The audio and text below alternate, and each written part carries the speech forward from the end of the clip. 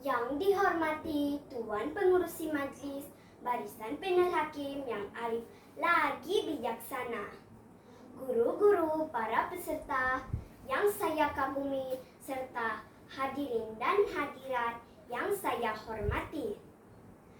Tersebutlah kisah satu cerita.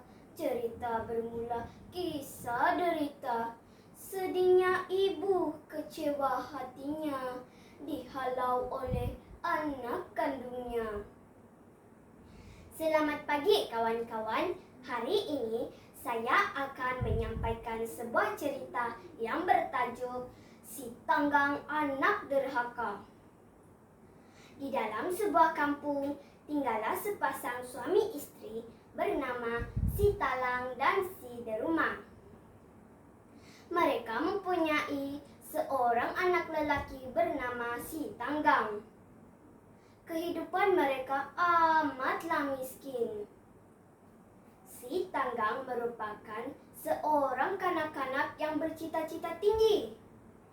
Akan tetapi hidupnya yang serba kekurangan menjadi penghalang cita-citanya.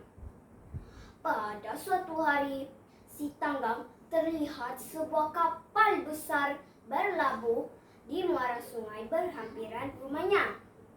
Si Tanggang pergi mencuba nasib, berjumpa nakoda kapal tersebut, meminta untuk dijadikan anak kapalnya.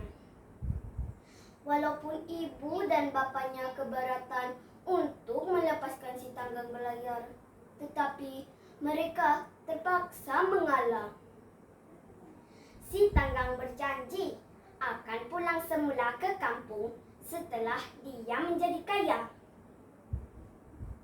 Nakoda amat menyukai Si Tanggang yang rajin bekerja. Lalu Si Tanggang diambil sebagai anak angkatnya. Apabila nakoda menjadi uzur, Si Tanggang dilantik menjadi nakoda yang baru.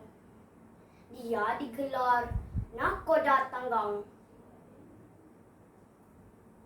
Si Tanggang sangat cekap berniaga.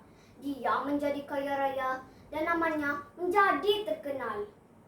Kehebatan Si Tanggang sampai ke telinga Sultan. Tidak lama kemudian, Sultan mengawinkan putrinya dengan Si Tanggang. Si Tanggang membawa istrinya belayar ke merata tempat dan negeri. Pada suatu hari, kapal Si Tanggang berlabuh di muara sungai kampung asal-usulnya. Kedua ibu bapanya berasa amat gembira. Mereka mendayung sampan menuju ke kapal Si Tanggang. Apabila tiba di kapal, seorang anak kapal melarang mereka naik. Si Tanggang malu melihat keadaan ibu bapanya yang daif. Mereka memanggil-manggil Si Tanggang, tetapi Si Tanggang berpura-pura tidak mengenali mereka. Si Tanggang menghalau mereka. Ibu bapanya berdayung menuju ke tebing.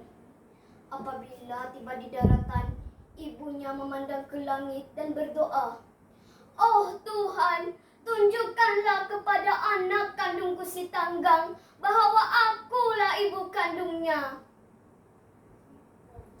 Tiba-tiba angin bertiup kencang dan petir berdentum. Laut bergelora dan kapal Si Tanggang terombang-ambing dipukul ombak. Ketika itulah Si Tanggang berasa kesal. Dia sedar Tuhan memperkenankan doa ibunya.